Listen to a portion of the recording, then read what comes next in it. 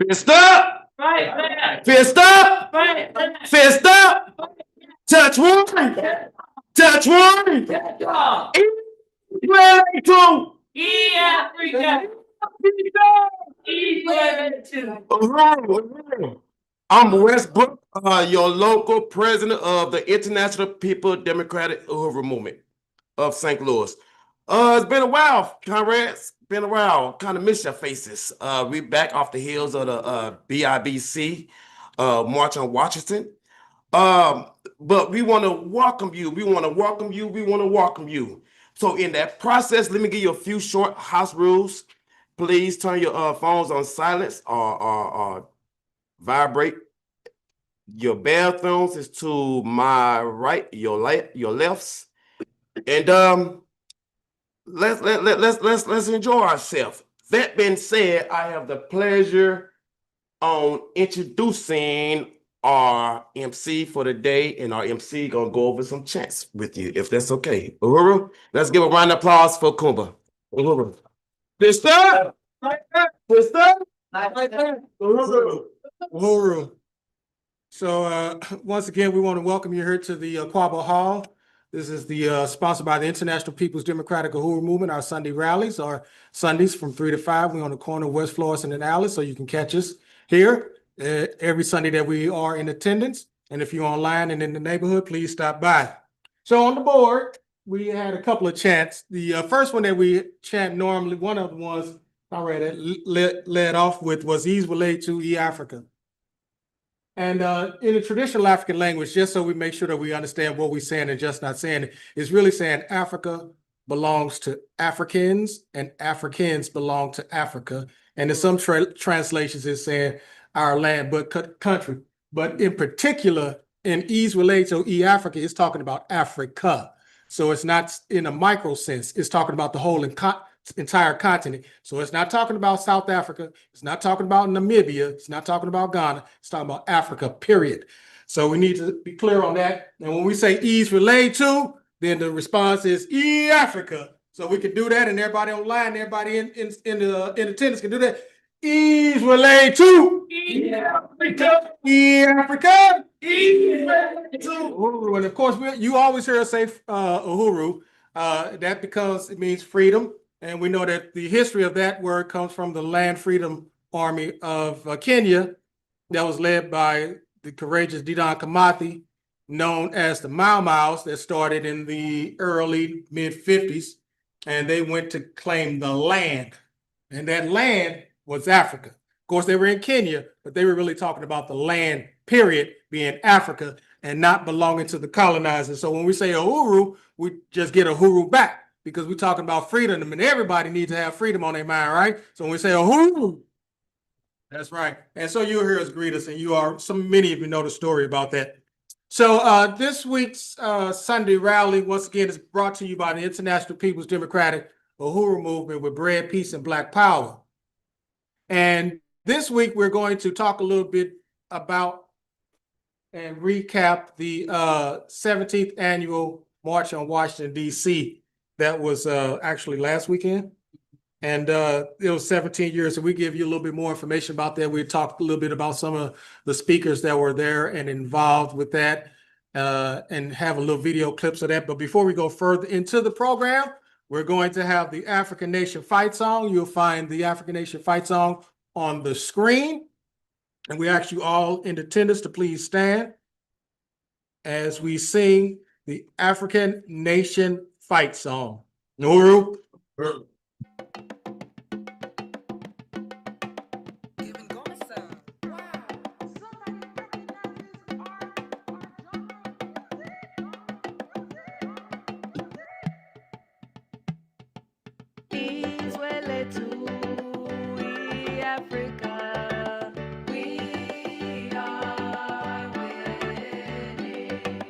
Shout Uhuru for our freedom. We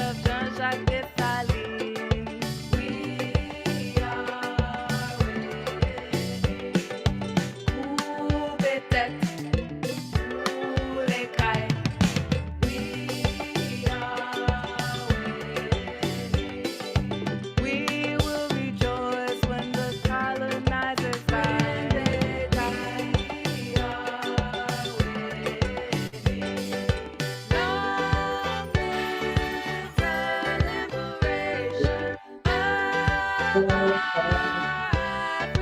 nation, freedom organization, socialist world of creation. 1 billion strong, yes, we are one. We are winning. Fight like Fannie Lou and Malcolm too. We are winning. Remember our struggle, always be true. We are winning. From Harlem to Brazil to Azania, we are winning. We fight and live for free Africa. We are winning. Long live the liberation of our African nation. Freedom organization, socialist world of creation. 1 billion strong, yes, we are one. We are winning. Patrice Lumumba's life won't be in vain. We are winning. Keep up the work in Marcus Garvey's name. We are winning. Independent and free is what we will be. We are winning. Africa will bask in our victory. We are winning. Long live the liberation of our African nation. Freedom organization, socialist world of creation. 1 billion strong, yes, we are one. We are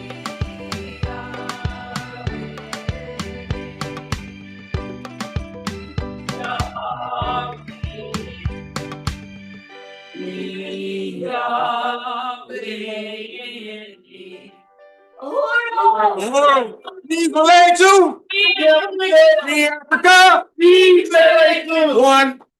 One Africa. One nation. One nation. Uhuru, that's what it's about. So, comrades, once again, we just want to let you know, for those who just came in or just tuning in online, this Sunday we're going to give a summation and a recap of the Black People's March on Washington, D.C. that was held last week, that was convened by the Black is Back Coalition for Social Justice, Peace, and Reparation.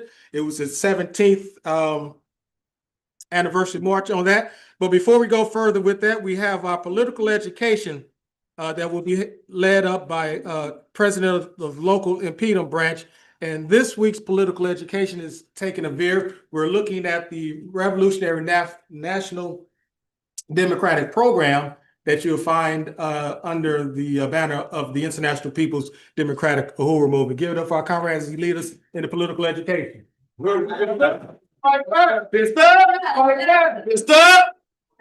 Touch one.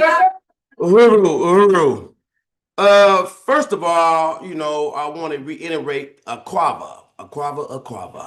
We want to welcome you to this beautiful building that Black has built. We understand that Aquava in Swahili means welcome.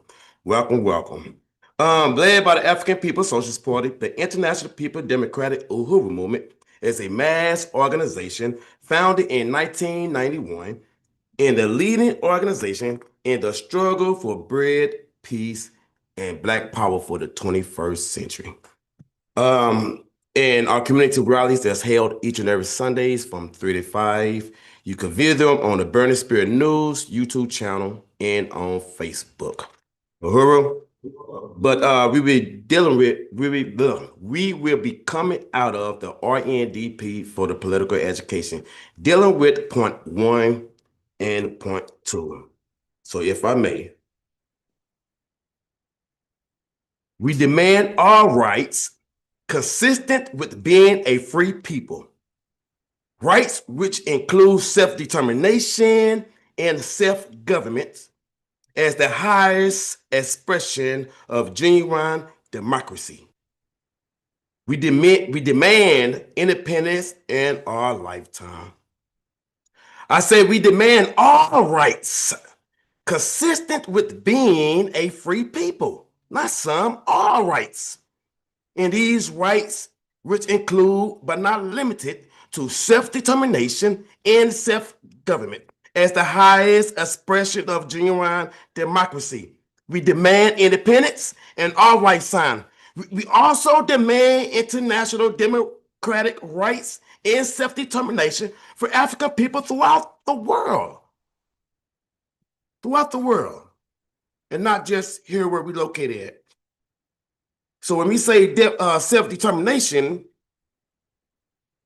we are speaking about, or self-determination is the ability to make choices over one's future and the power to decide how one would be governed. That's self-determination. And as you see, each and every day, the state is trying their best to take this from us, the ability for us to be self-determined people.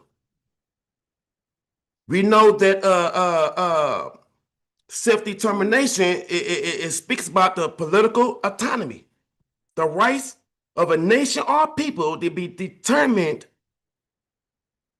for their own political status and to be governed without interference. But we see that every time we put a political person that represents our community, they get shot down, killed. We know about the revolutionary 60s, or they get smear tactics, so you're scared to vote for them. But we always have political interference when it comes down to political representation. As far as economic and social control, that's part of being self-determination, self-determined. And we know that our economics, we don't have control of it. When you have merchant coming in our neighborhoods, controlling everything, exploiting everything in our neighborhood, and then send it to their homes, their countries, etc. But we don't have control over our economics. And then we already know if the state can't tax it, you're not allowed to have that type of economics. But the economics and social control, we don't have international law. These are all things that with folks determine demand as far as being a self-determined folk. International law, the right to self-determination is the central principle in international human rights. International human rights, and this is recognized by the United Nations. United Nations, at least that's what they say. Because if you look around the globe, what human rights is honored. We see the erosion of the rights. We see the erosion of civil rights and voting rights and reproduction rights and affirmative actions. We see erosion of this. But what is our job? What is our job? We're the vanguard. Our job is to bring peace, bread, and Black power back to our us's. Bread, peace, and Black power, that sound like self-determination. But when you look at the news, you see that, like I said, state is making it hard for people to have control over their own future with this food insecurities. You have this fight with the Trump administration, the lower courts, the federal courts, now the Supreme Court. It's been a back and forth. Now the Supreme Court saying that the Trump don't have to release this money to the people. That's starving the people. That's weaponizing Food stamps, weaponizing healthcare. Because we already know this longest shutdown in history, being 40 plus days now, it's all because they want to remove you and I from healthcare. Anytime where it comes down to self-determination, they don't want you and I to have that. So like I said, that's why we see the erosions of the civil rights and voters' rights and reproduction. The woman even got control of her own body. How can you be self-determined if you don't have control over your own body? But we know 42 million people is suffering. It's a potential for to be suffered with this food stamp issue. 6 million of that is kids. 6 million of that is kids. We know self-determination, teaching ourselves, education is prominent within that. But we know they're trying to close about 30 schools in our neighborhood. I already speak about healthcare is within self-determination when they trying to take that from us. Food, us feeding it. We already know the issue with the food. Housing. We already within the housing shortage before the tornado. Now look at the tornado. Now it's wintertime. You know, we suffered a freeze last night. But the housing deal with self-determination. These are our rights, our fundamental democratic rights that we must fight for. The freedom of assembly in association is under attack when they say that we cannot talk to Russians or if we do, we as agents. But that's your democratic right to have a freedom of associations in assembly. The rights to a fair trial, that's democratic rights, but we didn't have the right to a fair trial. When you look at the trumped up charges they gave us, come on now, the rules of law. The government, the state apparatus, not even following their own laws. But the rules of laws, we see that the democratic rights of our people and the people of the masses is eroded. But to go back to what we say we demand all rights consistent with being a free people. Rights which include self-determination and self-governance. We don't want your police state. We already voted for police community control over police. Now y'all just took that back. We don't want no goddamn police state. But all rights, self-government is the highest expression of genuine democracy. We demand independence in our lifetime. We demand international democratic rights and self-determination for African people throughout the world, wherever we are located on this globe. That's why InPDUM is InPDUM in the 21st century to bring peace, bread, and black power. But as you see, I want you to grab one of these on your way out. And it states that the democratic rights that black people fought for are under attack. It's under attack. And will you stand for freedom? And if so, come on, join us today. Uhuru, Uhuru. Fist up! Fist up! There you go. Fight back. Let's bring our comrade back up to the mic. Uhuru. Touch one. Touch all! Touch one. Touch all! Israel too. Africa. Africa. Israel too. Right on. Appreciate that. That was Comrade Westbrook, the local president of the International People's Democratic Uhuru Movement, reading to you from the Revolutionary National Democratic Program, which the points 1 and 2, they are a mouthful. Up next, we're going to have a little levity with a little culture for you today before we go a little bit further into the program and giving a summation of the 17th annual March on the Black People's March on the White House. So coming up now, we have Comrade Gregory, who's going to give us a couple of culture pieces. So.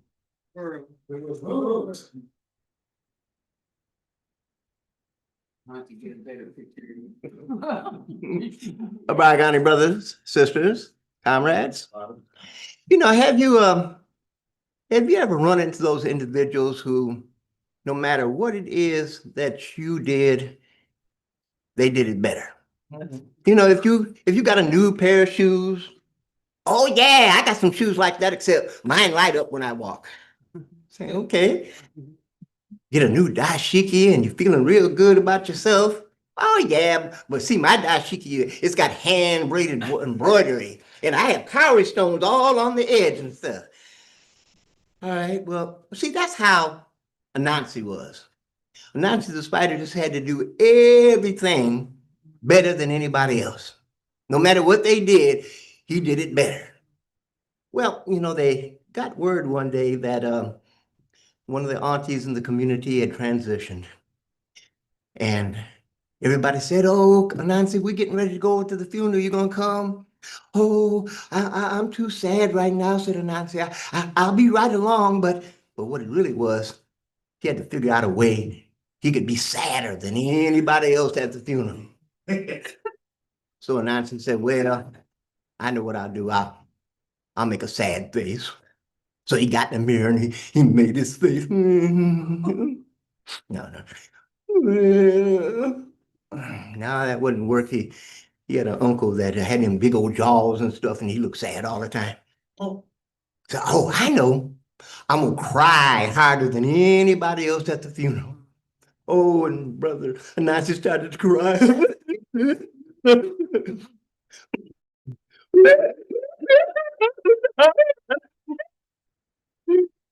No, but see, he had an aunt that when she cried, she would roll around on the floor and he wasn't gonna mess up his clothes. So I said, "What can I do?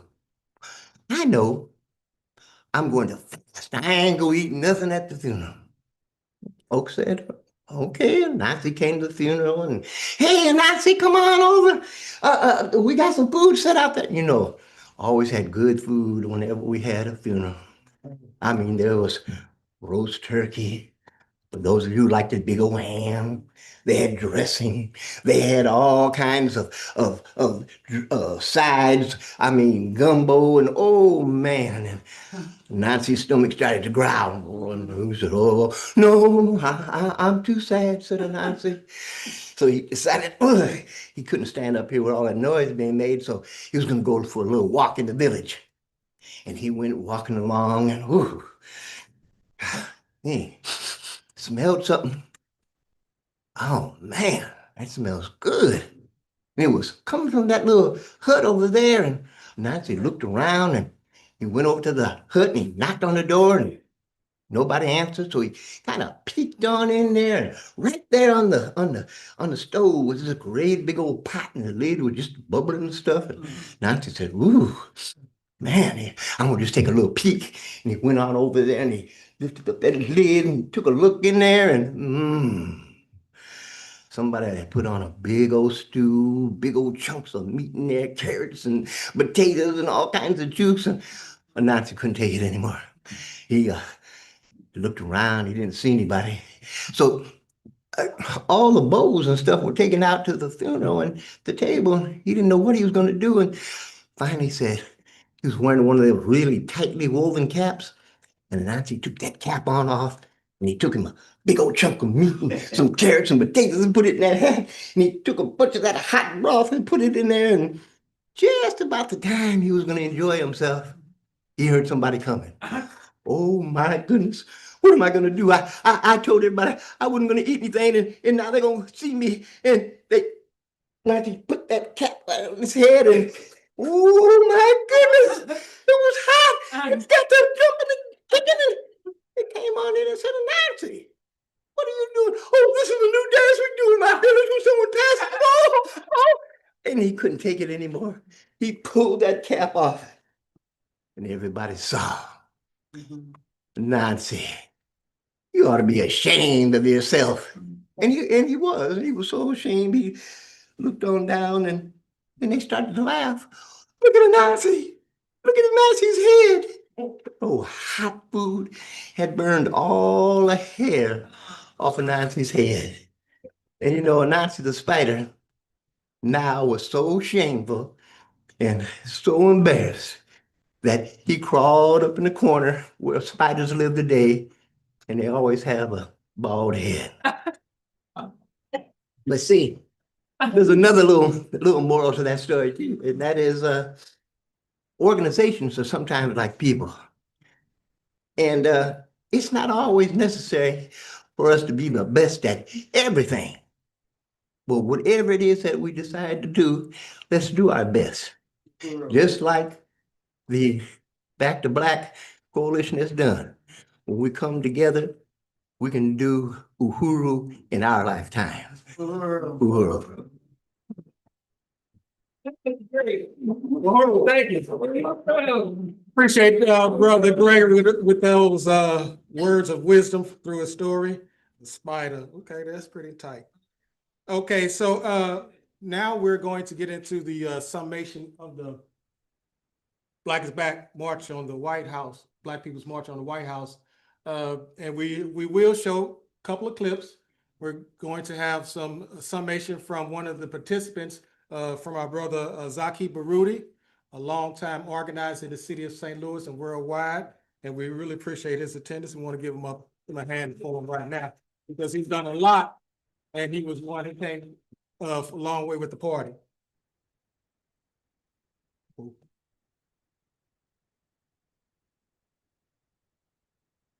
Oh, yes. Okay. And we want to recognize that too. And also we're going to give a little shout out to some people some organizations who have participated in the BIBC March, but we also want to make sure that we give it up for Chairman Omali Yeshitela, who is the leader of the Uhuru movement, but who is the leader of the BIBC and who pulled this thing together back in 2009, 17 years with the vision and the hindsight for that. So like I said, we'll have a few video clips, but not right now, but we will have those. And then we'll have a little discussion about it. And we're going to have Comrade Zaki come up and give some summation about it. But I wanted to just shout out some of the forces that were there. One of the forces that was there was a representative, I forget his name right now, representative for Unión de Barrio. This is a revolutionary organization, if you don't know about it, that is in the United States, that was formed in 81 in San Diego, California. And ever since their formation, they have been lock, stop, and barrel with the Uhuru movement, the African People's Socialist Party, and International People's Democratic Uhuru movement. And of their own testimony, they give a shout out to the party for helping them understand what what it means to negate the colonial proposition and to get them on board with what the concept of internationalism is. So we wanted to make that known. We also had at the March presentation from the Uhuru Solidarity Movement by Amanda Corlozzi. We also, of course, we had representation from the African National Women's Organization from the president there, Yejide Omorila. We also had, of course, in the House was the chair of the BIBC, Lisa Davis, who lives in the vice chair, pardon me, who lives in New Jersey area. There was also a representative from the New Jersey Green Party, Barry Bender.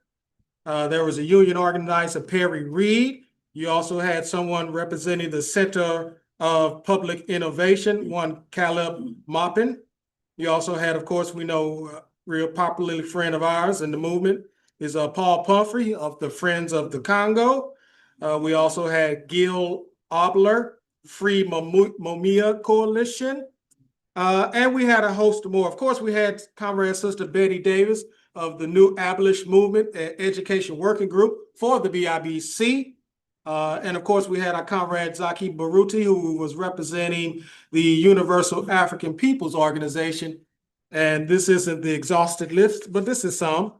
So you could tell that this was a mass participation of organizations throughout the United States, coming from various spectrums, from the left to the right, center, east, whatever you want to call it, but with one common understanding of the 19 principles that the BIB had put together, and they unite on 19 principles. So now we're going to show a little of the videos, and we have our lights, cameras, and action. And we have a few minutes of that so you can get a little feel for what you missed. And maybe next year you'll be in attendance. Uhuru.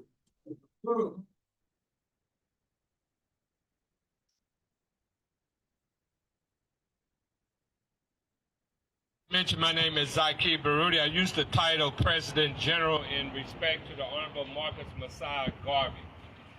Our organization, the Universal African Peoples Organization, first and foremost want to salute the leadership and the vision of the African People's Socialist Party for the years of commitment of calling for a march, Black People's March on the White House. And why is that important? We're encouraging everybody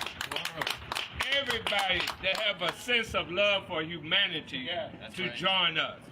And what is that sense of humanity? We all should be outraged at a government that has year in and year out say they practice democracy, but they're a hypocrite at the highest level. Uhuru. What I mean by that? At the United Nations, every year there has been a vote to end the embargo that this United States is carrying out illegally against the masses of the people in Cuba. That's right. Who look like us. That's right. Last year, every country voted to end it except two. The United States government and Israel, which we shouldn't be surprised.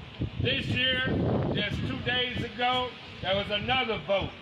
And again, the masses of countries voted to end the embargo with the exception of 7 countries, which included the United States and Israel again. Hypocrisy. How can you talk about democracy here and at the highest level of world coming together, you ignore the will of the masses of the people? Hypocrites. It is important that you be at Malcolm X party because we have an administration that has forced the loss of over 300,000 jobs by black women, who has systematically attacked so-called ways of bringing about equity in this society, who has systematically, as my brother made mention, bringing federal troops into cities that's predominantly headed by people of color. Uhuru. This government is a government of wickedness. Let's just call it like it is. Calling it like it is, and has always been there. I'm so proud that our organization has a publication. It's a quarterly publication. Our last publication at the headline, we said the United States presidency is a criminal enterprise, irregardless as to who sits as president. But I'm going to close on this. We can be outraged as we are outraged.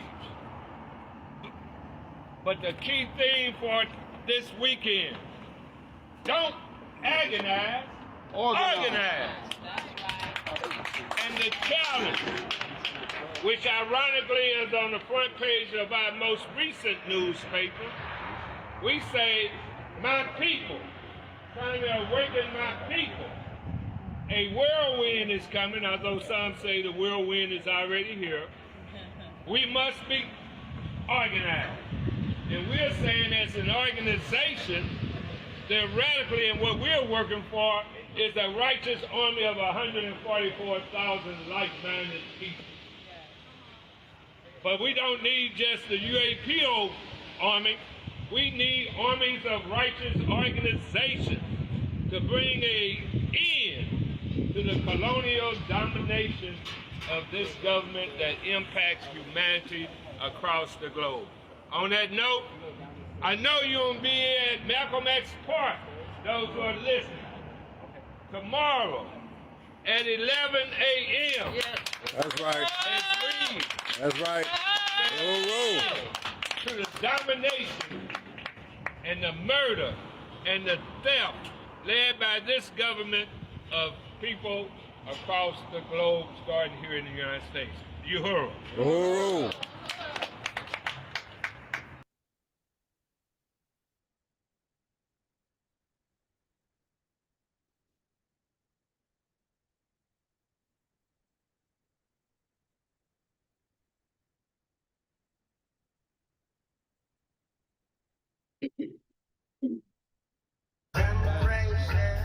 Any speakers that have not checked in at the front desk, please go down. Woke up this morning with my mind it was Stand on freedom. Hallelujah. Hallelujah. Hallelujah. Hallelujah. Hallelujah. They got it. Ain't no harm to keep your mind, to keep your mind.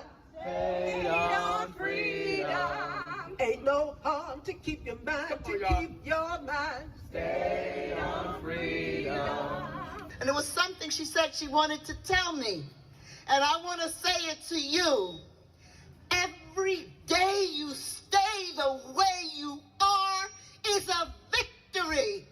It's a victory against oppression. It's a victory against capitalism. So who are you? You are your own liberators. You are determined to be self-determined. And what I want to say to you today is, you know what Dickens said was the best of times, it was the worst of times. It was the time of hopelessness, it was the time of hope and expectation. It was the time of pure decadence, but it was the time of pure self-determination and freedom. I'm adding my own words here.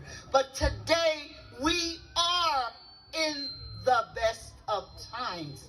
They have given us the weapon to beat them with. They have taken us health care. They won't let us have affordable housing. And now they won't even let us have a decent meal with our families. So what are we going to do? We're going to organize, not agonize. A gathering of the Uhuru movement and their allied organizations. They've been doing it, from what I understand, every year for 17 years now, since 2008 when Obama was elected, calling out the Democrats for the fake way in which they claim to support the black community. And this year, there's a really big focus on anti-colonial struggles in Africa, the West Africa and the Sahel states, on the liberation of Haiti, which has just been hit by a hurricane. In addition to that, with the ongoing destruction of civil liberties in the United States. Free, free Palestine. Free, free Palestine. Victory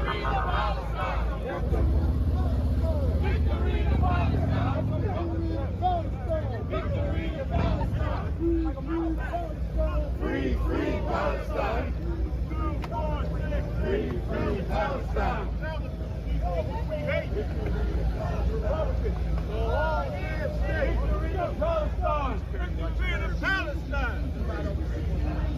Free, free Palestine. Free, free Palestine. Free, free Palestine.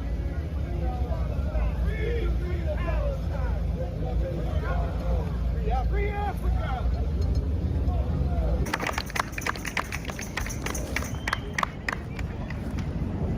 Our next presenter, again, comes from the New York area. I didn't really know him.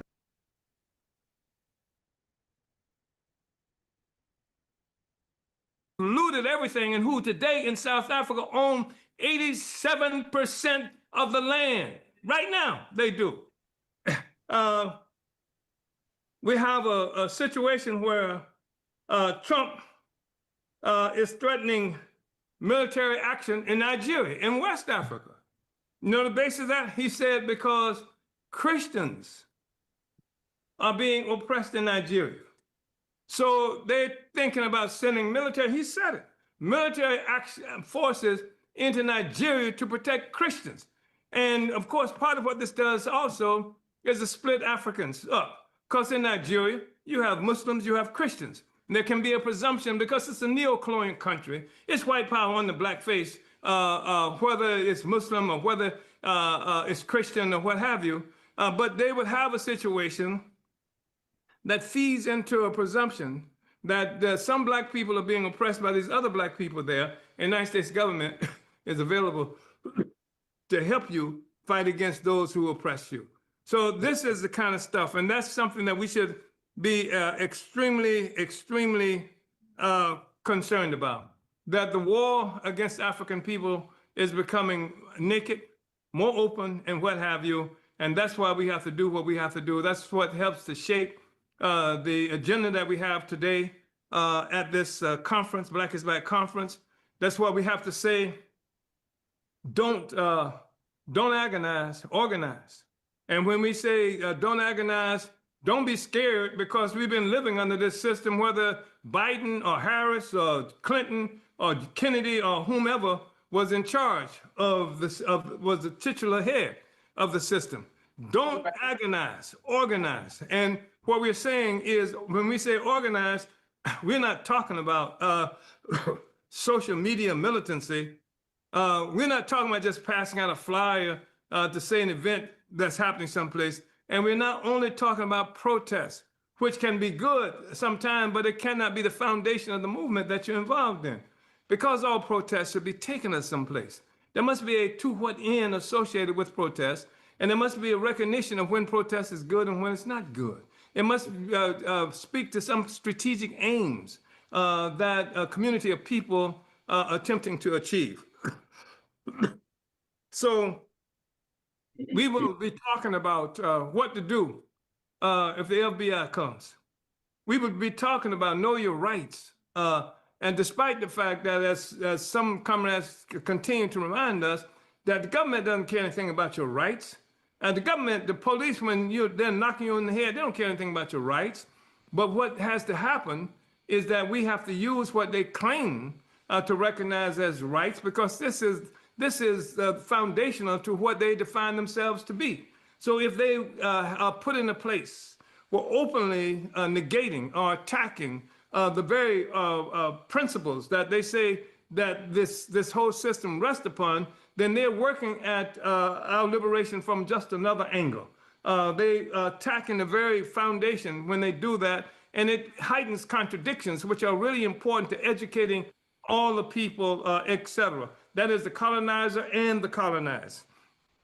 That's what we'll be talking, and we'll be having the extraordinary Union de Barrio, who's organized a magnificent resistance movement throughout California, and being asked to do it in some other places against this deployment of ICE agents, against and kidnapping our people, jumping out and snatching up people. Sometimes children go to school and come back, their parents are not there because they've been taken up by the government and shipped out of the country, or put in camps and stuff to be shipped out of the country.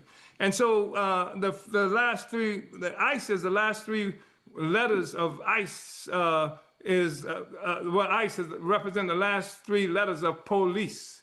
And so what it is that Union de Barrio can bring to us is going to be extremely important, because they are colonized. Mexicans are colonized. And it's an anti-colonial struggle that they're bringing to us as well. And we've got extraordinary forces who will be there, who participate in this conference. And I know you're there. We're fighting against the U.S. government, who contributes to destruction of grave sites, traditional grave sites where Black people are buried. And it's part of the process of erasing the history of African people here, just like they're trying to erase the history of Palestinians in occupied Palestine, and given an opportunity, they would do it everywhere. They're trying to do it here. You can't teach history. You can't have museums that speak to our experience, et cetera, because they want us to disappear. But Black is back. Uhuru, comrades. Uhuru.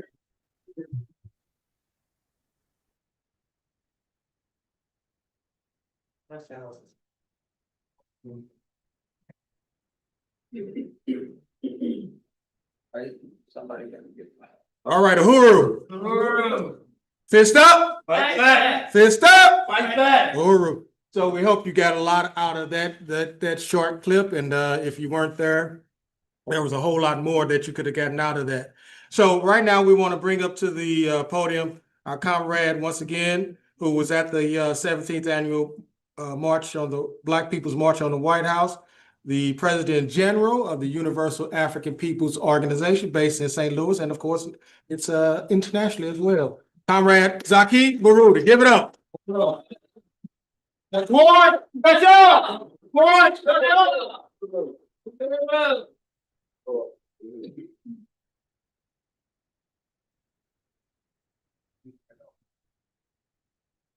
Right on.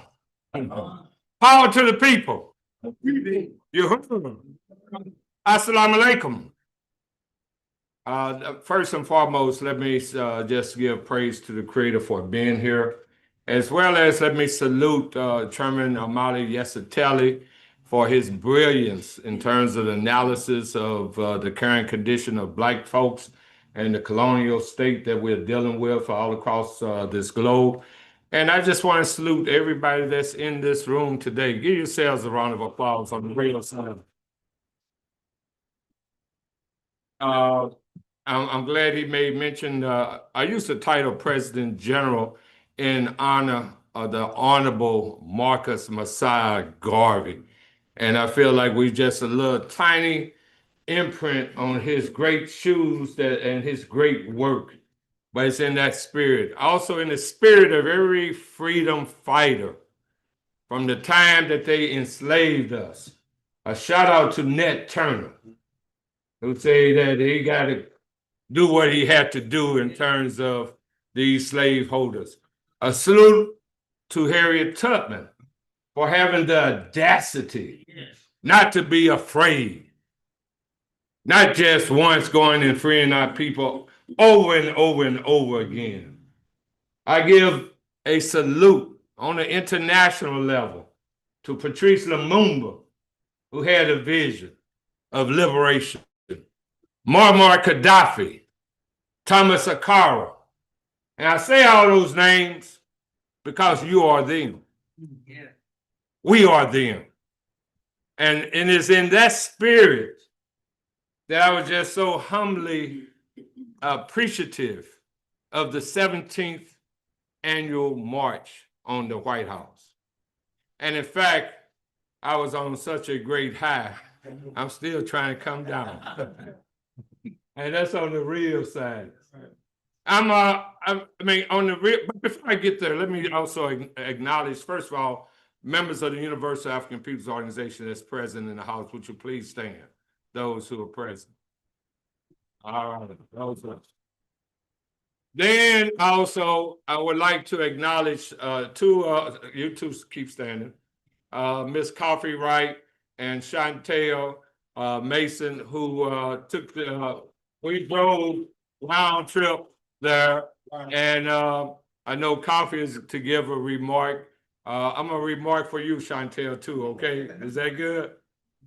But let me just say this for me, and when you look at Summation, and I think every year our organization joined the Black is Back Coalition, and I'm so glad we joined. And we joined, and I have interacted with some powerful people, organizers, such as my sister right here. Give it up for Nkenge. The sister be on the case. Sister Lisa Davis out of New Jersey. Betty Davis. Just to name a few, and I'd be remiss not to name this brother named Paul Bumfrey. We were at the head of the march on the banner, and Bumfrey was dealing with his knee. And you know we're not young like we used to be. But the brother was able to do 2 miles or so. Yeah. And that's inspiration. Yes. Yes. Because he was determined, like I was determined, like you were determined, for those who was there to go and speak truth to power in front of the White House, which in my remarks, ideally, instead of being the White House, when we seize power, it's either going to be the Black House or the red, black, and green house. All right. And we're talking about in our lifetime. But to do that, in terms of the thing, don't agonize. Because it's already been laid out, all of the kind of problems and the kind of death-dealing government that we're up against. Be understanding now, we're up against a monster, a living monster. And so in order to deal with that monster, we got to be organized. We got to be organized. Yeah. Now, how do we get, and as the chairman made mention, we can't just be organized to have a party. We have to be organized with a purpose for humanity. Y'all hear me? Humanity. Because as the Honorable Elijah Muhammad used to say, we're dealing with some real devils. I just had to break it down like that. And out of the scripture, they say, according to scripture, you had a giant who was evil named Goliath. Yeah. And then you had a young shepherd boy who was David. We all are David. But by us organizing and putting together that sling, and once that sling hit Goliath in the head, and he fell, and we cut his head off for humanity's sake. And why I say for humanity's sake, as you heard in my remarks on Cuba, and I'm proud to say our organization most recently brought in representatives from the Cuban embassy, and one of their calls is for people to support our people to support the Cuban people because of that damn embargo that has been perpetrated not just by Republicans, Democrats, for as many years hurting people of color like ourselves. Yeah. That's evilness. And the hypocrisy. When they talk about Cuba has determined the people that they want a socialist society. So what's wrong with that? In New York, they're criticizing the brother because they're saying he's pushing socialism, and the people voted for him. So what? Yeah. The hypocrisy. And the hypocrisy is by this small cabal. I hope I pronounced that word right, C-A-B-A-L, yes, of super rich folks who are so filthy rich and filthy evil. Mm-hmm. Just want all of the resources for themselves. Yes. And say, damn, for the masses of the people. You don't deserve no health care. Cuba provide free health care. Yeah. Hell, we got to still spend a little money to get some form of health care. Going up. Mm-hmm. This is a government that went into Iraq and bombed and killed thousands of people on a lie that Iraq had mass weapons of mass destruction. Big lie. This is a country that had a big lie and went in and killed Gaddafi. One of the greatest crimes against Africa, led by a person of color, shame on you, at the behest of a witch named Hillary Clinton.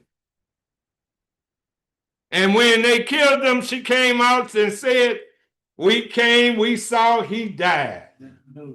We can't never forget that. So I say all that because it's right in our face. Yeah. It's in our children's face. Yeah. If you have any sense of love for you, just your children,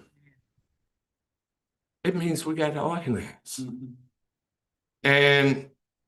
And for me, and I always say this, I'm at the age of 78.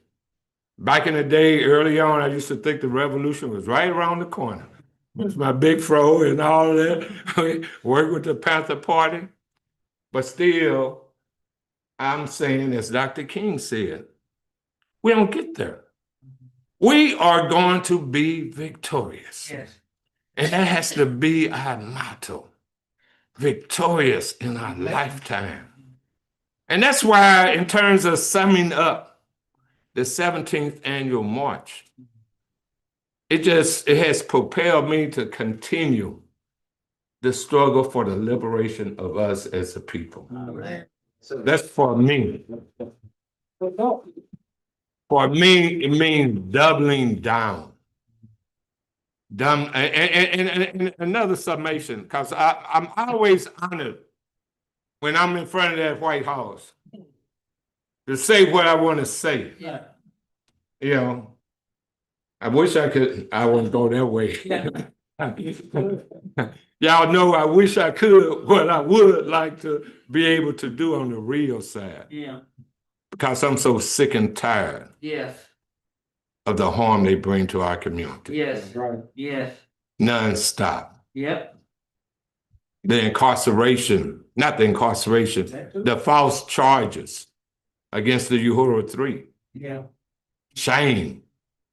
You know, when you look at how Asada Shakur, and that's why I also like to salute the government of Cuba, that allowed a true freedom fighter to have protection. And that's why we got to stand with them, Cuba. That's why we got to stand with the Alliance of Sahel States, with that strong brother, Captain Traore. And so part of our struggle is that we got to see the vision that Africa, as Honorable Marcus Messiah Garvey would say, Africa for the Africans. But going into the 21st century, it was going into the future, it needs to be under a socialist principle or African communalism. But we also have to have an Africa that is militarily, we can't be afraid to say that, as equal to these folks. If not better, ideally better. Because that's what time it is, to protect ourselves. We're dealing with some evil people. And we got to keep that in our mind. But then, as I bring this to a close, each of you, how many people do you represent? How many people can you bring in the struggle to build the African People's Socialist Party, to build the new abolitionist movement? That's the real challenge for all of us.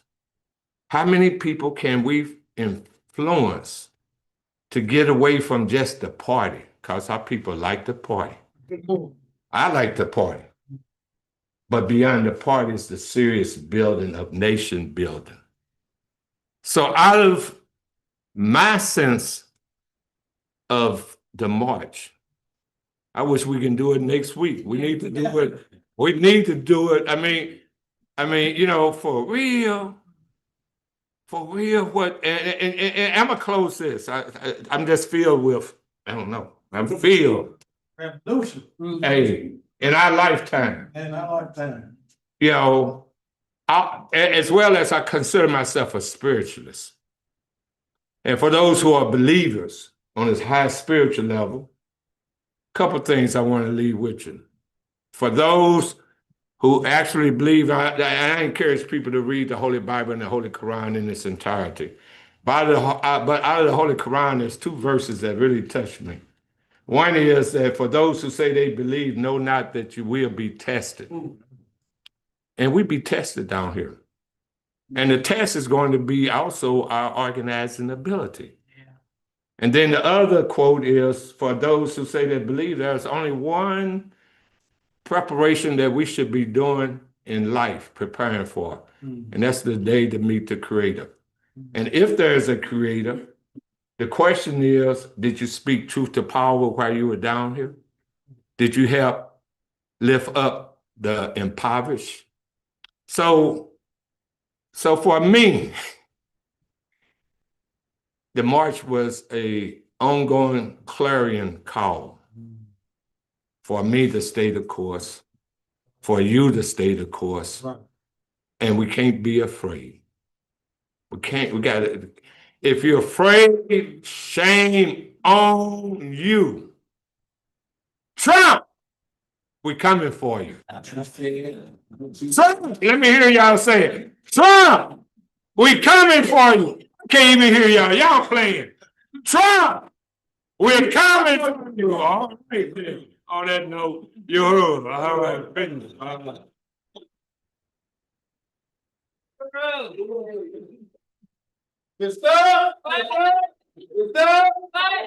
That's one.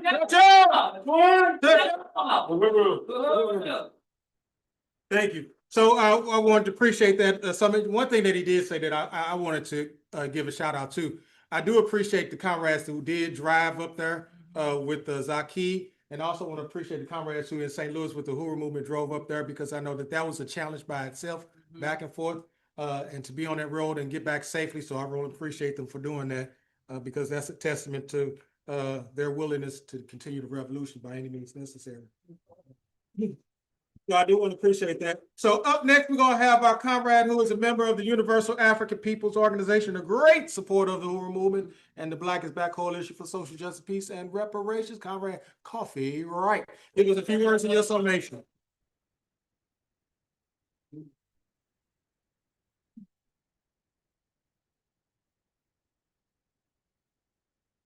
Thank you, everybody. You know, how do you come behind Zaki? Carefully. I mean, I learned from the best. He's my mentor. That's great.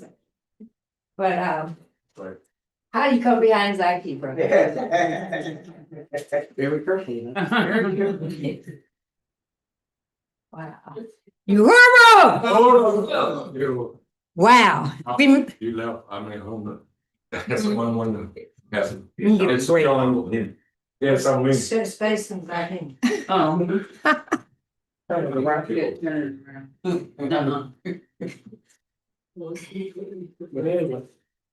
DC, the march from Malcolm X Park to the White House, right?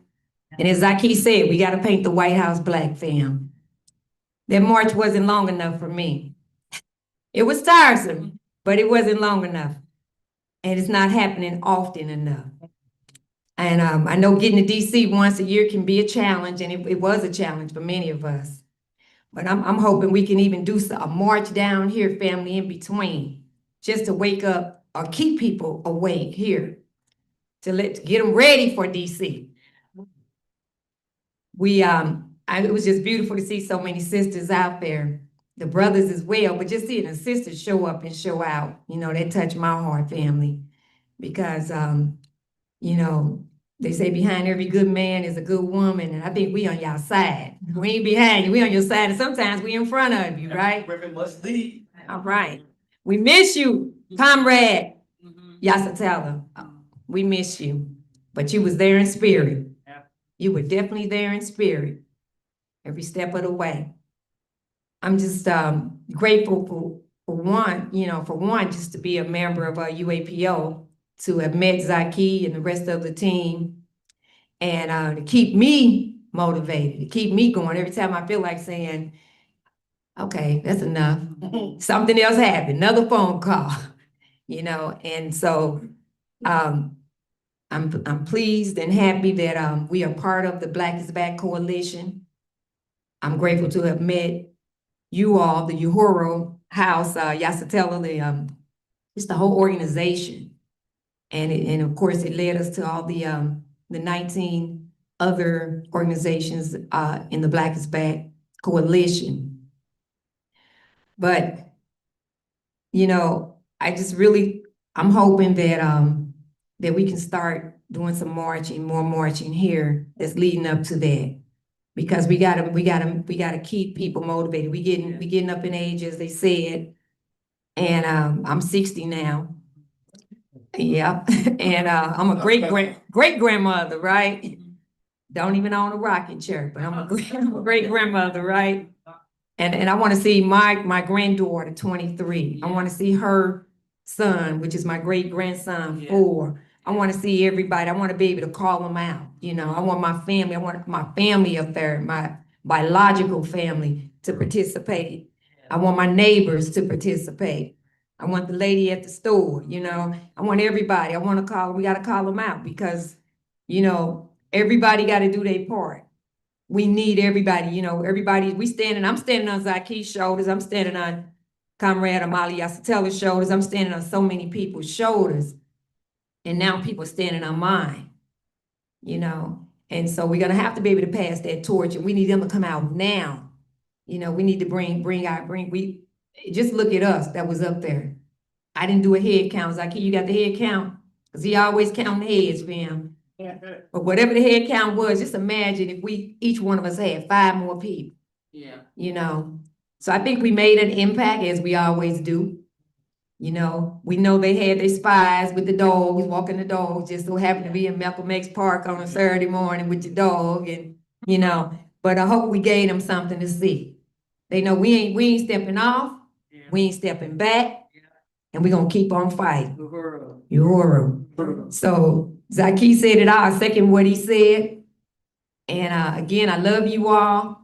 I thank each and every one of y'all for, they just don't know, fam. You know, I don't think I have to say a whole lot up here because I be preaching to the choir. We already know, we doing it. You know, we motivating each other by keep saying that you gotta do this, but really it's the ones that's listening, the ones that we get his tape to, the ones that watch our Facebook Live, and if we can text it to our family, you know, and let them hear it, you know. But I just thank y'all because I know the sacrifices y'all making. And I know we ain't the only one. We are making the sacrifices, family. We doing it.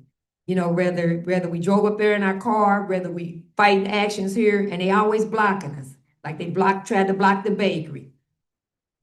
Like they try to block everything. You know, people, they still don't stop coming to me saying, Coffee, they say you be affiliated with them people over there in West Florida. And yes, but what you know about them? I know that they be doing work, and I don't see nobody else doing it. Yeah. The work that they're doing, we all have our little organizations, we all do what we do. Not to take nothing from any of us, but the ones that seem to be complaining are the ones that ain't doing much. Them African people, what the hell are we? Them African people. They be having that red, black, and green stuff. They don't carry the American flag. They got the red, black, and green flag. Yeah, because Marcus Garvey said, everybody got a flag but the coons, right? And so he said, all right. That's what they said about us, right? They had a song out. The white boys had a song. Everybody got a flag but the coon. You can Google it. It was #1. It was top of the charts, right? And Marcus Garvey say, hey, you know what? That's true. So we're going to get our own. Yeah. And we carry it proud, don't we? We carry it proud. Okay. So again, in closing, I just want to say I love you all. I thank you, every last one of you, not just people in front of me, but y'all on TV land, video world, Facebook, whatever. Thank y'all for the sacrifices that you do, because we taking time away from our family. We taking time out of our lives. We are on somebody's list. Believe that. You are all being watched. Our phones are likely tapped. But as long as we keep speaking truth to power, then we will prevail. Yeah. And let them listen. Yeah. Give them something to talk about, right? Yeah. All right. But thank you all for allowing me this time. I'm Dr. Coffee Wright, and that's right, I said it.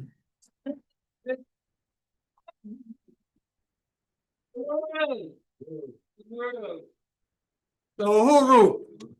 Yes, sir. Could you allow the sister who went well? Oh, she waving me off. She don't want no. You said you was gonna speak. You said you was gonna speak for us, Zaki. What you doing? But we appreciate you for showing up and showing out. We appreciate you. Yeah.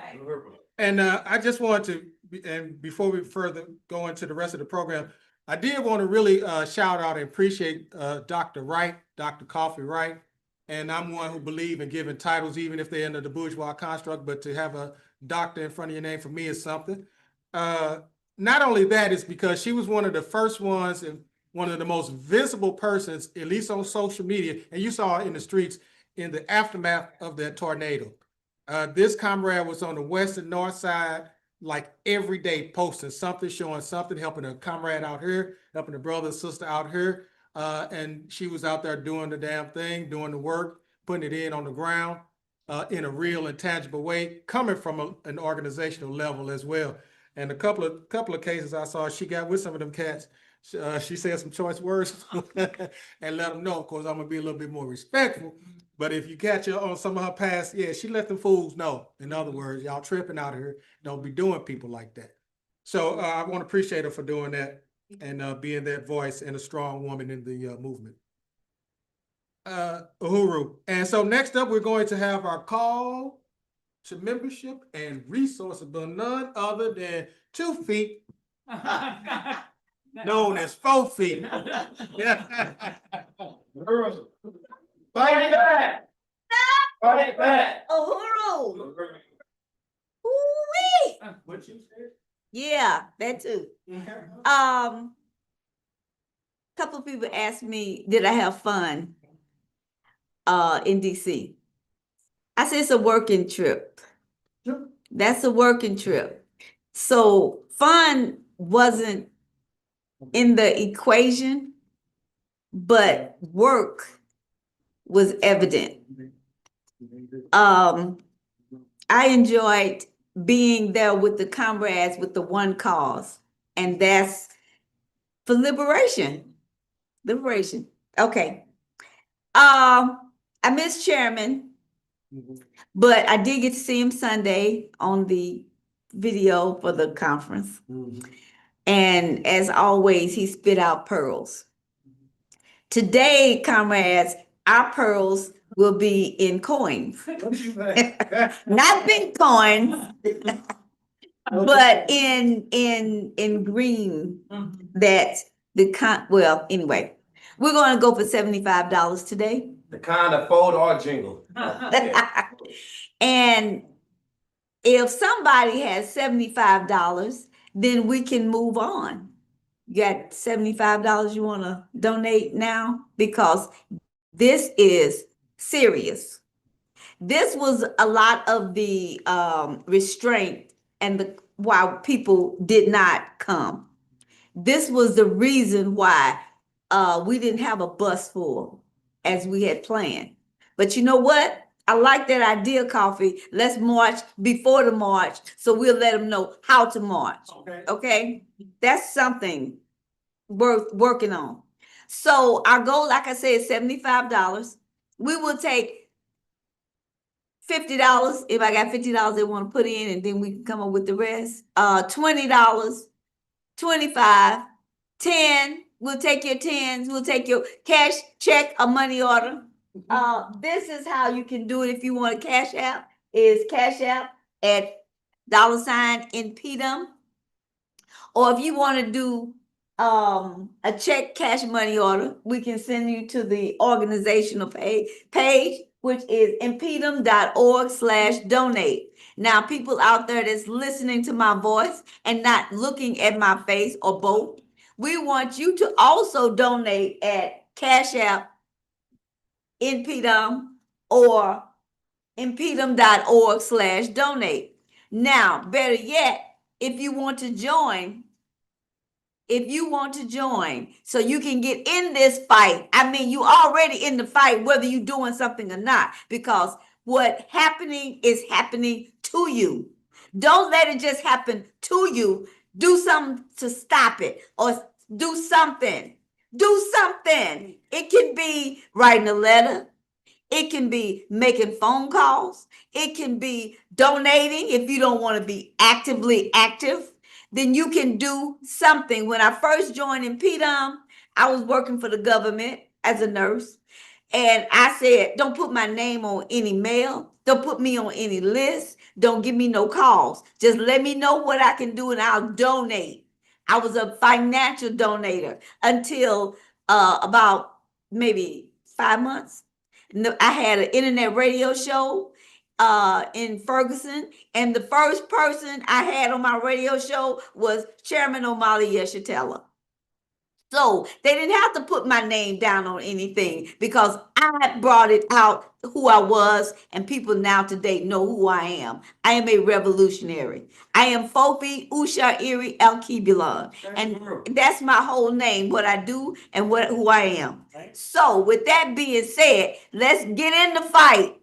Because the fight gonna get you either way, either voluntary or you gonna be pulled into it. Because you're gonna have to do it to save yourself. You're gonna have to do it to save your family, your children. Because you know what? It's already attacking us. Now they snap. All right, snap that. Guess what? Food grows from the earth, not from the colonializer's hand. So let us get together like we've been doing. We've been talking about it. Grow your own food. Okay? Eat healthy. I still eat meat, but still eat healthy. Eat the plants. Eat the fruits, eat the vegetables. SNAP grows from the earth. Guess what? And you can easily get your earth and grow your food. Okay? They took the stores out of the neighborhoods. They tried to keep people from growing stuff. They just want to give you what they want to give you, whether it's good, bad, or ugly. It can be rotten. It can be spoiled. But guess what? We don't have to do that. This is our work. This is our land. And we want revolution because we want self-determination and reliance. We have to depend on us. Okay? It takes us to make it happen because it's just us. That's all it is. And with that, I'll come back with the resources in a minute. I want to say one thing. I see stuff on TV and I don't pay it much attention, but I did pay attention to the fact that the news had fourth graders practicing the democratic process of voting. And they had little black kids, little boy and a girl, then they had some white kids, boys, and I think I only saw boys. But the black children were saying that they voted for this person because they said they were going to make the school, the classes smaller for better education. And that was a little girl. The little black boy said that he voted for, I forgot who they voted for, because they said they was going to make things safer for people in the world. Okay? This one little white boy, his whole family came. It was a process that they did together. And he said, I voted because we have to have a white man as president. I said, oh, we got to save our children. We got to save the minds of our children. We have to do this. Yes, we can have them to vote, but guess what? Give them a reason and tell them who they should vote for and why they should vote. But because they are brainwashing them already.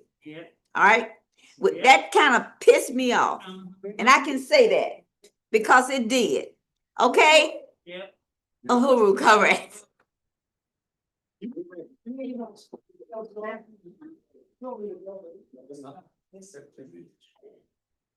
Folks, please. The sorry, membership part. Membership piece. Would you do the membership piece? Not the whole, I'm sorry. Okay. I'm sorry. You're never too old to learn and be reminded because the older you get, the more you forget. Okay, the membership. If you want to be, like I say, get in the fight. Get in the fight. And come on, put it up, comrade. The membership. You can become a member of International People Democratic Uhuru Movement. We can start with the George Jackson, Desi Wood level, which is membership of $5 annually. And that's because they're incarcerated. If you know someone that you want to be up on what's going on in the world and they're not out here, get them ready because they're coming. Okay, get them ready. Get them a membership and get them the burning spear because that's the best weapon you can give them. Musa Bantu level of InPDUM membership is $10 annually, and that is for our students and that is for unemployed members. That is 1 year of membership. And then there is the general membership, which is $25 a year. You will, each one of these levels have the same power as a lifetime member. What you say, what you do, your corporation, the time you put in, and your suggestions, the work you do is just as important as me, and I've been here 12 years. So, well, 11 years. So membership means a lot. And like Zaki said, bring somebody. Bring somebody. But first you got to bring you. Be a member and have a word to say, because I know you say a lot of words out in the street that you really, what you really want to do, how you really want to get down. But guess what? You got to have organization. So when you get down, you won't be getting down alone, and we won't be saying, you know, he was a good person, or she was a good person, or they did this to that baby. Guess what? Get a fist. Yeah. Cause it takes more than a finger. Okay. Don't agonize, comrades. Cause we can agonize every day, but to organize take grit. You can do it. Become a member. If you're online, guess what? Go to impedum.org/join today. And you can become a member online and you can still be a part of the fight. Uhuru? Uhuru.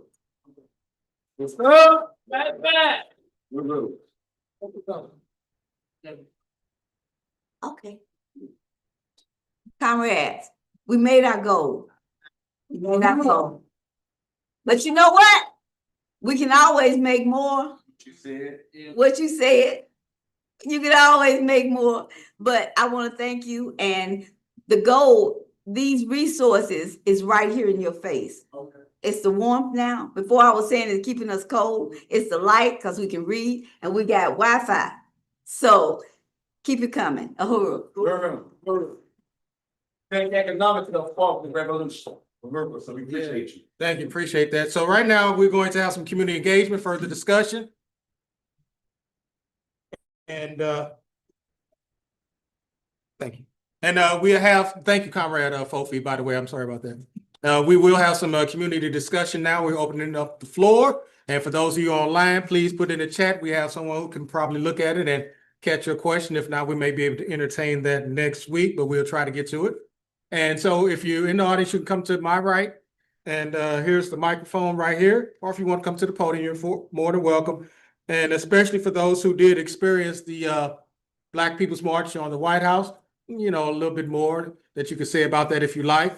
Or it's open for community discussion. Something might be burning on your heart that you want to just get out there. You know, we didn't talk about a lot of things on one way or the other. Even looking at the fact that they're cutting the SNAP and how 42 million of people are on SNAP. And Conrad was telling me early this morning, 6 million of them are children, but 35 million of them are white. So we want to go ahead, Comrade Fofi. Uhuru. I talked to my son this morning. He's in Long Beach, California, and he was expressing his feelings about SNAP. And he said when it was called, when it was SNAP, it was okay for other than Black people being on it. For us, it's food stamps, but they didn't realize it was the same thing. And when it comes to the health care, it was affordable, the Affordable Act. It's the same thing as Obamacare. But long as they stuck Obama's name to it to make it Black. And to try to make you feel degraded. But long as it was the Affordable Care Act, white people could get on it and think nothing of it. But guess what? When it's cut, both of them are cut, then everybody suffers. When are they gonna wake up? No, when are we gonna wake up? We know. We're gonna wake up.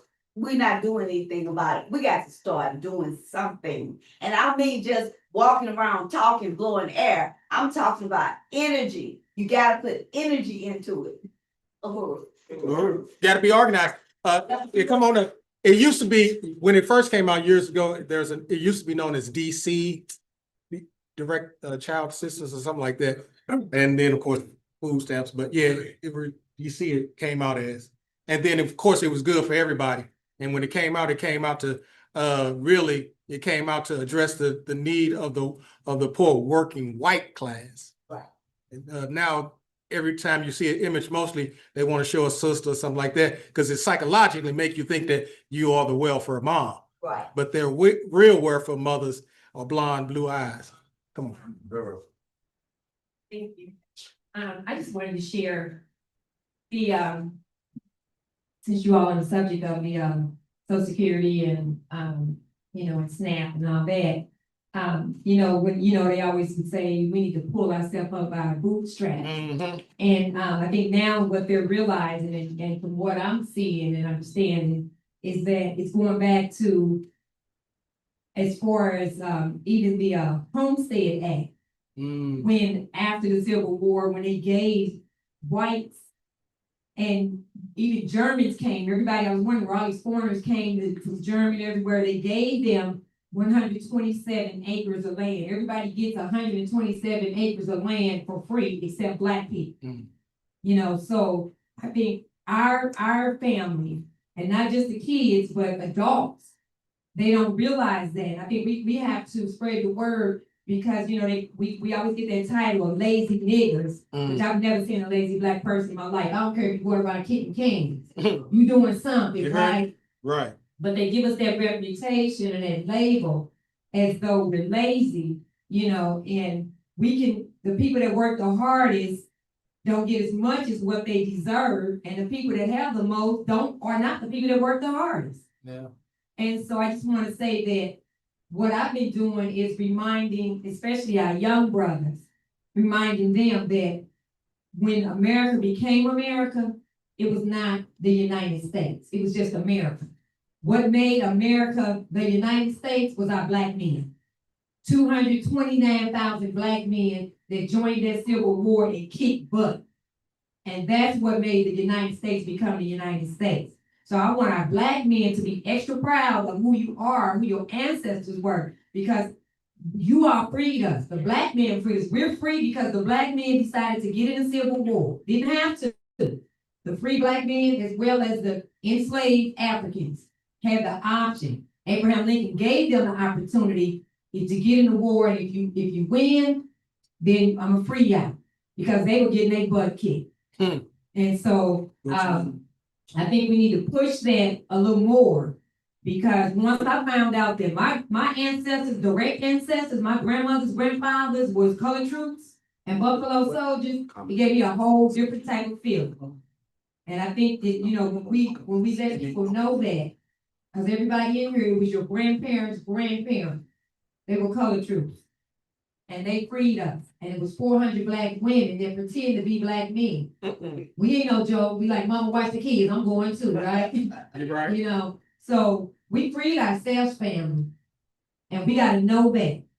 And we have to know that we built this country for real, for free. And then when we freed ourselves, we got nothing. Nothing. No food, no land, nothing. Get them 40 acres. So in closing, again, I just want to say, you know, I hope that we push that a little further. I pushed it, I'm pushing it.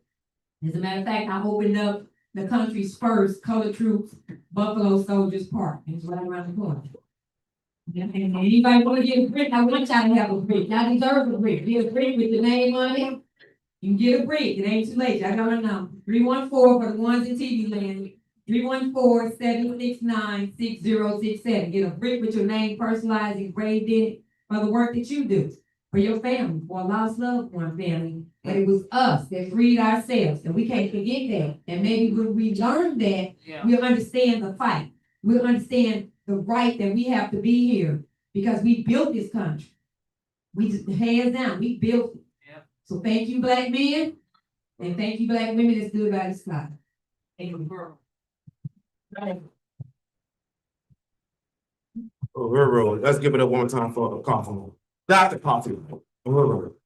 I just want to elaborate. She made an interesting point, and I just want to elaborate for a few seconds on what she said, dealing with the Homestead Act. I know a few weeks back we spoke about it a few times, but you know, a couple of comrades spoke about the SNAP, and it's just amazing that she brought this up. You know, that's the origin of this subsidies that the white man received from the state. That's the origin.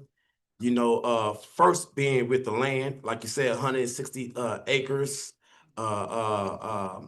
was pretty much given away for free to millions, hundreds of thousands of peasants, pretty much free. Just a small filing fee. But a few of the requirements for folks to get there, well, you had to be white male, 21 years of age. You had to be able to live on this land and build on this land for 5 years. But one of the most important thing was you're going to do whatever you want with this land. You had to farm this land. You had to farm this land. So a lot of peasants was given free land, was required to farm this land, was taught in their schools for free to how to farm this land. They was given loans to build machines, etc., to toil the land. You know what I'm talking about? All this was given for free, pretty much, with small filing fee, you know. But this is subsidies. This is welfare. Things that snap, things that's given for freely to the people from the government. Then many years later, to help this capitalistic government keep prices steady, they turn around and paid after they gave all these white folks. I was about to leave where my cuss jar at. They gave all these white folk millions of acres for free, hundreds of thousands of acres for free. Then turned around and paid them to not to farm. Pay them to not to put, well, you can farm all you want, but don't put this on the market. Don't put this on the open market. We're gonna farm you. How much you say you're gonna lose? How much? Let's put it down. We don't care. We ain't gonna go out there and see if you lying or not. Just put this magic number down on the paper and we'll pay you for whatever your losses is. But we don't want you to put this food or fruit, etc., what the people need on the market, because that will bring the prices down. They want to control the prices. That's why in next week, we're supposed to start it this week, but next week we having a segment dealing with your health, your radiant health. Because we know health issues is prominent in our community. And one of the main reasons is because of the food we have, the food they give us. They, like our comrade said, they shut down stores in our community day and night. From the pharmacies to the grocery store, we are in a food desert. These merchants is selling us these sport, etc., these sports blankety blank. You know what I'm talking about? But make a long story short, the food that we need, the produce and fruit that we need, you know, that is the highest in the store. The stuff that's killing us the most is the cheapest in the store. And yet, you want this stuff to stay high. You want them to not to put this stuff on the market to bring it down so the people can afford to get the nutrition that we need. But like our comrade said, we're going to speak about these things in the coming weeks on how we're going to be able to feed and clothe and house ourselves. That's called self-determination. Because we know this SNAP issue, that's not just messing with us locally, but internationally. Enough it says and leave it alone, because we are going into our announcements. Well, I can wait till the current move for that. I can wait till the current move. So, make a long story short, we have to get in front of this. It's not just us yelling and speaking at the mic. We got to organize. Organize. Uhuru. With that being said, we're going to let Gregory comment. Yeah, a couple of things. Man, so much today, but I did want folks to be aware that when we're talking about Assata in Cuba, the question that we need to ask ourselves is that she didn't magically appear. No. There was a process in which she was able to get their relationships that had developed. So us having international relationships as an African people is critical. Yes. And in fact, we have that going on now. We need to expand upon it. For instance, tomorrow we're going to have UAPO will be doing a program at Legacy, and one of the things that they will be speaking to are books that they will be sending to Gambia. This is not the first time they've sent books overseas and to brothers and sisters on the continent.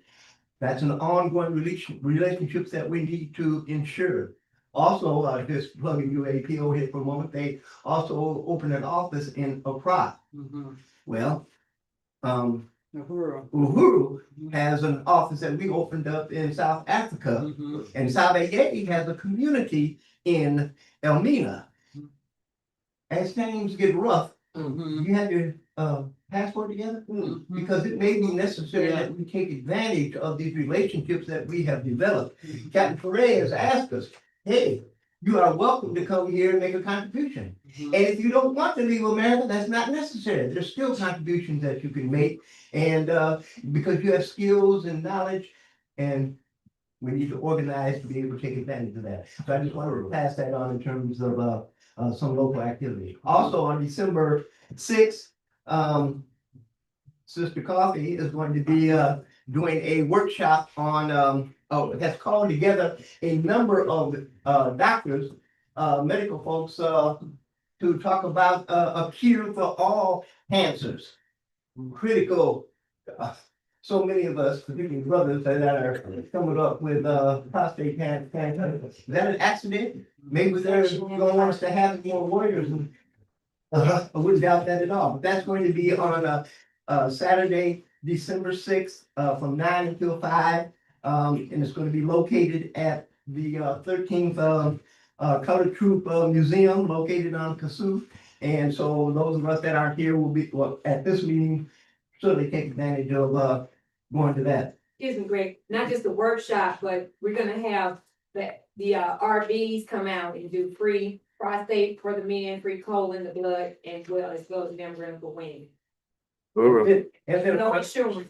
and then, of course, I wanted to add that particularly those of us that are looking at the program on Facebook or YouTube, next week, as a part of the social program, we will have our young brothers and sisters that will be participating in one of the storytelling events. So I'm looking forward to that, and I hope you will as well. We need to make sure that our young people are going to take over the mantle of organizing in the future, and so we have to provide ways for them to in fact do that. And then the last point that I wanted to make is that education is not free. It does cost. Folk people know about that. And PDUM St. Louis and PDUM is working on a fundraising event. It's going to be from the Double Good Popcorn. I'll give you more details on that next week, but brothers and sisters that are here that want to be a part of the team that sends out information to folks, please contact me at the end of this meeting so I can get your name and number, and we can put together a very strong fundraising event to raise funds and make sure we can keep these kinds of programs going on. And if I may follow up on what Comrade Greg had made mention, tomorrow evening, our organization actually is, we do a monthly karaoke fundraiser. It's a $10 set. But the following Monday on the 17th, at Legacy Cafe is the fundraiser. Hope to see everybody. Look forward to it, and Ken Gay singing. But on the following Monday, our organization will be officially kicking off the campaign for the books for Gambia. And we'll be looking for Afrocentric books as well as books that deal with skilled areas, architect, biology, science, mathematics. And we want to use our organization in the past, for those who may not be familiar. By the grace of the Creator, we have done other shipments of goods overseas. When we first was organized on April 4th, 1989, that year we shipped about 70 boxes of new clothing to Namibia to celebrate its independence at that time. 2003, we shipped about 450 boxes of clothing and medical supplies to Zimbabwe, which I went there to dedicate. The following year, Haiti had gotten hit by the Hurricane Ivan, and we mobilized the community and sent about 540 boxes of food, water, clothing, medical supplies, educational material there. The St. Louis Ethiopian community had heard our work and approached me about shipping books to Ethiopia to help fight illiteracy. So we ended up shipping 9,000 books to Ethiopia. I always use this little story though. We had so many books at that time, and we were lazy and didn't count them. And in one of our front page of our newspaper, we projected it was 5,000 books, but when I actually went there to dedicate, it was 9,000 books. And then one of our members was in Ghana, which, by the way, our ambassador to Ghana, who's going to be moving to Ghana, Mr. G.G. Owens, who will be representing us. We also shipped 10,000 books to Ghana in 2015, we have built a library. So we're engaging, again, this project as an example across America that we got to be getting to help develop Africa at the highest level. Shipping needed supplies there, as well as we'll be working with Cuba to send some supplies down there because of medical supplies. So I just want to put that out. And finally, I'm proud to say that at the karaoke, if you, our organization has adopted the local elementary school since 2017, that we provide supplies twice. Once at the beginning of the school supplies, paper, pencil, pens, and all the other things that's associated with learning in the classroom. And then midwinter, because Walbridge is in a very a hard area of depression. We generating underwear, socks, skull caps, anything to help the young people. Probably some of them come to school not ready for a winter for real. So if you're with us tomorrow, please bring some items for the children, okay, for tomorrow. And then mark on your calendar, November the 17th at Legacy. And last but not least, I'm proud to say that our organization also adopted Normandy High School. Last year, we donated about 150 some books of the autobiography of Malcolm X to the senior class there. This year, we did 150 books by Sister Soldier, the coldest winter. And now this year, coming up in February, two things in February we're gonna do. We plan on sending the books to Gambia on the first day of Black History Month. And then during Black History Month, we go to Normandy High School and we'll be donating about 150 books. What was the title? Think and Grow Rich. Think and Grow Rich by Black Charles.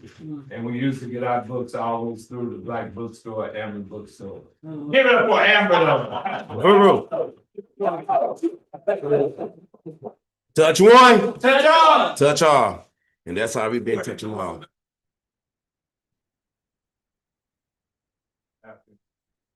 Uhuru. I appreciate y'all. That will wrap up community discussion. And I guess since everyone released that announcement, that's a great gateway to our announcement. So if we could put, well, before we do that, one more discussion. I just wanted to appreciate President General Zaki Baruti and UAPO for their continued support of the Black is Back Coalition. It was great that you and your and really want to salute our leadership, Chairman Omali Yeshitela. Real small feat to hold together, you know, an organization of organizations. There's actually 16 different Black organizations, all with different political ideologies and philosophies that have been able to work together under principles of unity for 17 years. So I'm expecting that next year our march is going to be 10 times greater than it was this year, and we want everybody to be there. Uhuru. Uhuru. Okay, if we could get to Uhuru and to you, heart and soul. We know coming up is our 4th annually Volunteer Appreciation Party. It would be held Saturday, December 6th, 2025, right here at 3 p.m. at the Quava Hall, 4101 West Florissant, St. Louis, Missouri, 63115. Join us for an afternoon of celebration, community, and gratitude. Our volunteers are truly the heart and soul of the Uhuru movement. We are excited to honor you at our 4th annually Volunteer Appreciation Party. There will be thoughtful gifts for all volunteers, tasty bites by our Uhuru Foods and Pies, and inspiring guest speakers. special awards and recognitions, uplifting stories and community connections.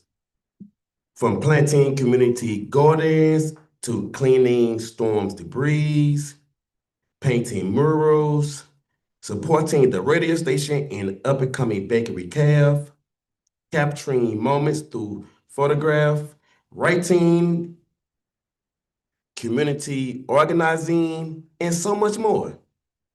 You took a stance to support self-determination and social justice for the African community. You made it all possible. This event is our way of saying thank you. Whether you volunteer once or 100 times, we appreciate every effort. Everyone is welcome. Volunteers, supporters, friends, and family. Reserve your spot today by going to tinyurl.com/heart and soul, St. Louis. And if you are joining remotely, be sure to include your email address and phone number as we will send you the Zoom link. That sound cool, y'all? Uhuru. The burning spirit. Well, we are baking in Uhuru Bakery and Calf this year. Be a part of history. Every Wednesday afternoon and Friday mornings, we will be there. Mix, press pie shells, and fill pies and more. Steph pie pop-ups from November 15th through the 26th, minus the 24th. Mind you, if it's more information, they can. Yes, okay. For more information, they could pre-order or get on www.uhurupies.org and get more information or pre-order pies that's going to be baked. And mind you, it's available at several locations between now and Thanksgiving. But for you to find more information out or find out the location or even order, don't forget to visit us at www.uhurupies.org. Uhuru.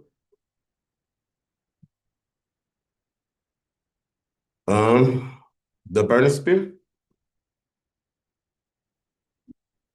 Thank you. The burning spear. Order today. The burning spirit store or subscribe at the burning spear .com/subscribe. Let me repeat that.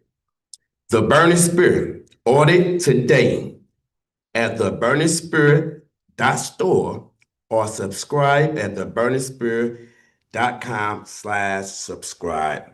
The oldest revolutionary paper, it even predates the party.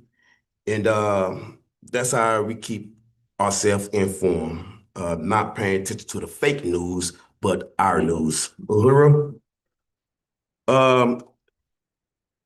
RNDP studies. Uhuru. Every Thursday, our RN Revolutionary National Democratic Program, our RNDP studies at 7 p.m. every Thursday on Zoom and Facebook. You can register to get a form at tinyurl.com/RNDP studies. Once again, you can look us up at tinyurl.com/RNDP studies if you want to register for our Zoom links. Uhuru. Okay, build our Sunny rallies. We need you.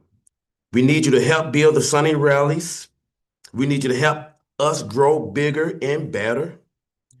Join a team of outreach, security, food, AV, and more. Bring your skills or get trained. You understand? Bring your skills and help us to be bigger and better. Help us win our liberation. It takes organization. Without the people, there's no organization.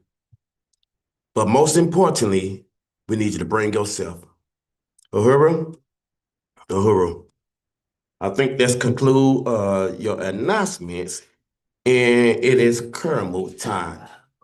Sorry. Yes, sir. Got two critical announcements. Okay, we got two more announcements through Zaki. Yeah, Tuesday night at the St. Louis County Council meeting, Reverend Wright, who we work with, is a homeless advocate.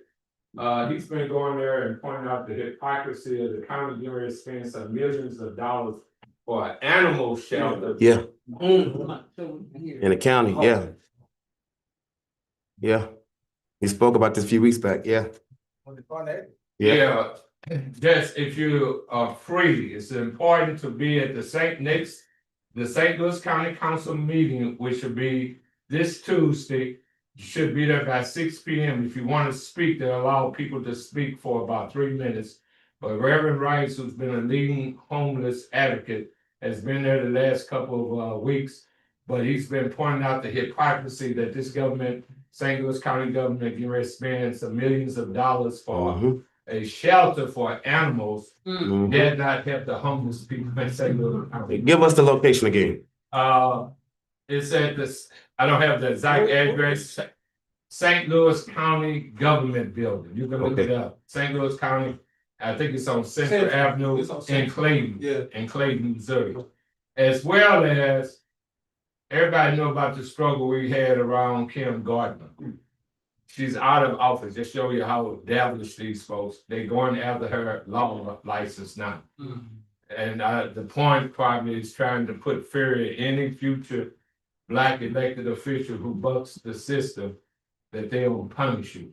So we need, that's going to be on December 9th, where they'll have a public hearing around taking her law license. And I'll be keeping you abreast of that also. Right on, Conrad. Right on. Now, we at Kermit time, which is food. It's time to eat, y'all. But speaking of it's time to eat, like I said, it's kind of crazy saying that, knowing what the masses of people is facing with this SNAP thing. So I want to also put this out there that remind folks, after our events, we serving food, we serve food, we serve food. If you know anyone that might be facing food insecurities, or your granny or your neighbor that might need a meal or so, by any means, from 3 to 5 every Sunday we here, but not just the give y'all political education, but also to serve, also to feed. We feed on people. So if you know someone that's hungry, tell them come on up. We don't turn no one down. Speaking of that, of food, I would be very quick. We don't know, because we know the Supreme Court told Donald Trump he didn't have to turn that money loose. So we don't know if folks gonna get their snaps or not. If that's the case, you not gonna get your snaps. Spend your money wisely. I got a couple things. It's time to go back to old school, y'all. It's time to start going and getting your big bags, 10-pound bags. If they got more, get those. It's time to go back old school, y'all.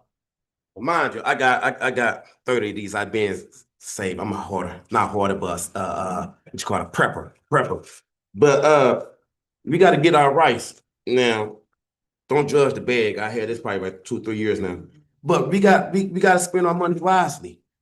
The little the little bit of EBT we have, bulk. The little bit of cash we have, bulk. Even if we have to put our money together, we have to think about the babies' bellies. Because when they come home, they hungry, y'all. When they come home from school, we can't expect the school to feed them, and that's okay. Our elderly, that their kids is out of town or grown, they might not have no one. We got to check on them and make sure they good, even if we have to cook and give it proportionally. You know, in these next upcoming weeks, we're gonna be dealing with how to survive within this mess. It's called being self-determined people. And we know food security is one of the most insecure things in our community, especially, you know, the food. Yeah. You know, so keep that in your mind. Keep your neighbors in mind. So caramel time, y'all, let's eat. But when we go home, bring your neighbors in next week to come get some of this political education and get some of this warm, good food too. Uhuru. Let's eat, y'all. Uhuru.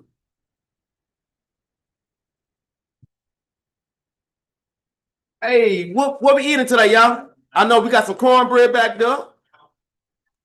We got some black eyed peas. Yeah, we got some good food for your belly. So where your belly look. Right on.